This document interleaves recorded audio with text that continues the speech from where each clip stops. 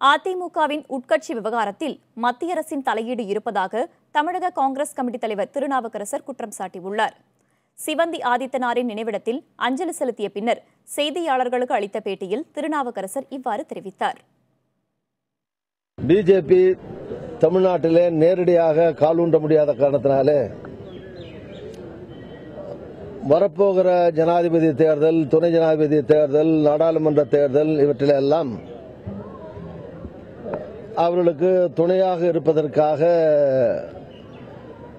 யாரையாவது பிடித்து காலூன்ற முடியுமா என்பதற்காக பல்வேறு சித்து விளையாட்டுகளை பிஜேபி அரசு இயந்திரங்களை பயன்படுத்தி செய்து வருகிறது.